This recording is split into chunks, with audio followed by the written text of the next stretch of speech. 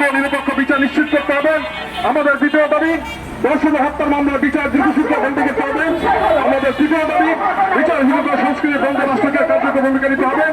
আমাদের চতুর্থ দাবি নারী শিশুদের জন্য নিরাপদ সমাজ শিক্ষা প্রতিষ্ঠান গণকরণ নিশ্চিত করতে হবে। আমাদের পঞ্চম দাবি ভুক্তভোগী পরিবারকে আইনি সামাজিক ও মানসিক সহায়তা দিতে হবে।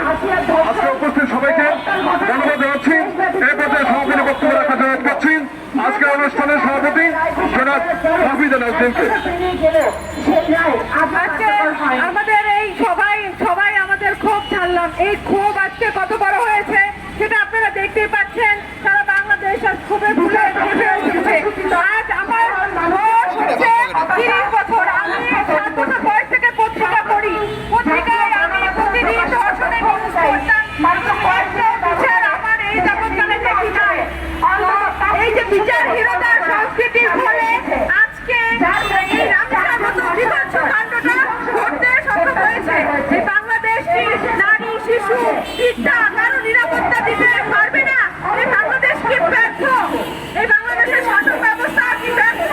তাহলে প্রশ্নটা সেটাই থেকে যায়। আমি এই 30 বছর বয়সে বলতে চাই, আমি নারী হিসেবে অনেক জায়গায় হ্যারাসমেন্টের শিকার হয়েছি। বাসে পথে ঘাটে স্টিচিং এর শিকার হয়েছি।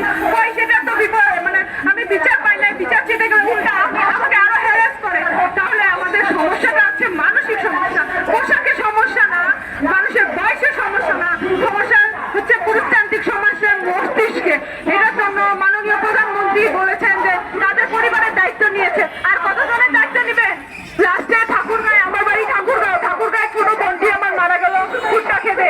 সেখানে তো আপনি যান না। এইভাবে প্রত্যেকটাতে যাবেন, কিন্তু যাবেন না। তাহলে আপনাকে আইন শৃঙ্খলা বাহিনী আপনার সচেষ্ট করতে হবে। আপনার সরকারের বয়স আপনি বলেন 2 মাস হয়েছে, হাঁটতে শিখছে শিশু। এগুলো কি ধরনের কথা? ক্ষমতায় আসার জন্য আপনারা কি উৎকৃত ছিলেন? এখন দেশ চালাতে তো হিমশিম কেন খাচ্ছেন? কেন আমরা বের হইতে পারবো না? আমরা কি মানুষ না? নারী পুরুষ আলাদা করেন কেন? আমরা যদি আজকে এভাবে ঘরে ঢুকে থাকি বা নির্যাতনের শিকার হয়, মানসিক ট্রমার মধ্যে যায়, আপনার ভবিষ্যৎ প্রজন্ম কি সুস্থ আসবে? অসম্ভব। একটা সুস্থ বাংলাদেশ করে রাজনীতিবিদরা নিজের স্বার্থের দিকে দেখেন না। যে রাজনীতি মানে কিন্তু এখন জনগণের রাজনীতি নাই। রাজনীতি মানে এখন হচ্ছে নিজের পেট ভরা। তো এখানে আপনারা সমাজ দেখেন, সংস্কৃতি দেখেন, নারীদের হচ্ছে আপনারা যে তারা আজকে